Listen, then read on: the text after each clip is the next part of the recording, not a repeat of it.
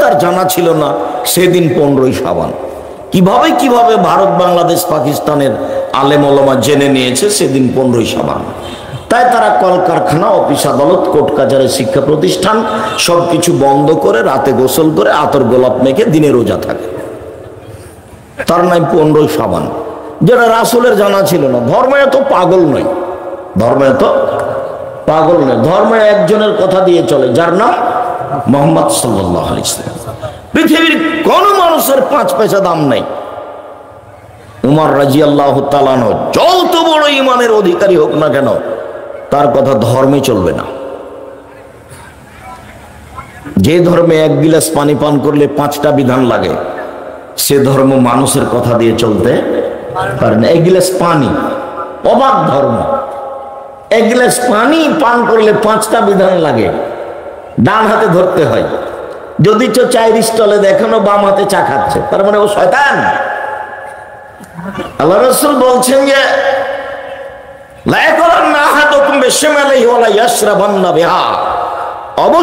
অবশ্যই তোমাদের কোন ব্যক্তি যেন বাম হাতে না খায়, বাম হাতে পান না করে। নিশ্চয় শয়তান বাম হাতে খায়, বাম হাতে পান করে। হাদিস বুখারী মুসলিম। বাম হাতে কে খায়? শয়তান। বাম হাতে পান কে করে? শয়তান। এই কথা কে বলেন? মুহাম্মদ সাল্লাল্লাহু আলাইহি ওয়াসাল্লাম। যেখানে কোনো সন্দেহ নেই, আম গাছে জাম ধরতে পারে, ধরে না। আম গাছে জাম ধরতে পারে, ধরে না। অমাবস্যার রাতে চাঁদ উঠতে পারে, উঠে না। সুঁয়ের ছিদ্র দিয়ে লাঙ্গলের ফাল ঢুকতে পারে, ঢোকে না। সুঁয়ের ছিদ্র দিয়ে লাঙ্গলের ফাল ঢুকে যেতে পারে। আম গাছে জাম ধরে যেতে পারে, অমাবস্যার রাতে চাঁদ উঠে যেতে পারে, এগুলো ঘটে যেতে পারে। আমি যেটা বললাম, এতে সন্দেহ আছে বলে কিয়ামত পর্যন্ত চেষ্টা করলে সরিষা ঢোকানো যাবে না। যা বলছি তাই থাকবে, তার নাম বুখারী মুসলিম। আল্লাহ রাসূল বলছেন, আয়েশা রাদিয়াল্লাহু তাআলা আনহা বলেন, ইয়াদু রাসূলিল্লাহ সাল্লাল্লাহু আলাইহি ওয়াসাল্লাম ইউমনা আই ইউসরা,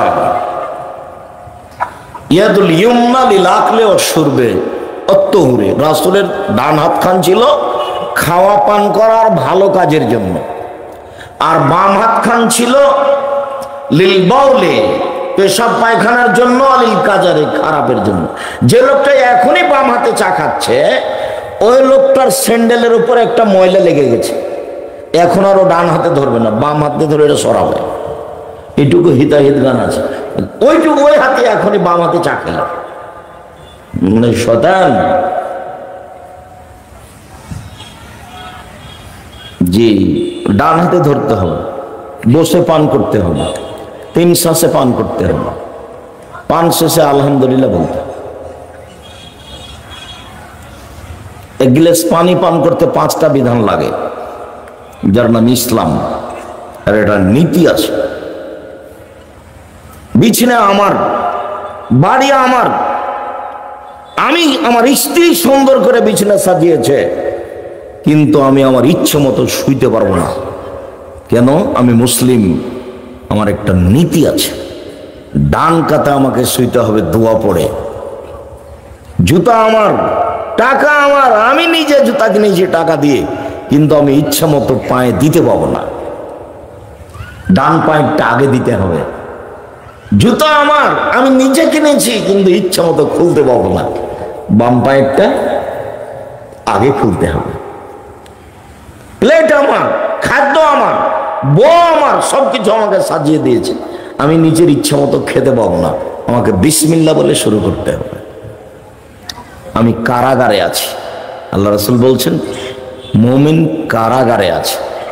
যারা ঢাকা কেন্দ্রীয় কারাগারে আছে, স্বামী স্ত্রী দেখতে যায়, দরজায় দাঁড়িয়ে থাকে, 2 জন মিলে কান্নাকাটি করে, একজন আরেকজনের গায়ে একটু হাত লাগাতে পারে না, তাই বুঝলো কারাগার। কিন্তু আল্লাহ রাসূল বলছেন, মুমিন পুরুষ নারী কারাগারে আছে, কোনোদিন বুঝলো না যে আমি কারাগারে আছি। সুন্দর করে দিন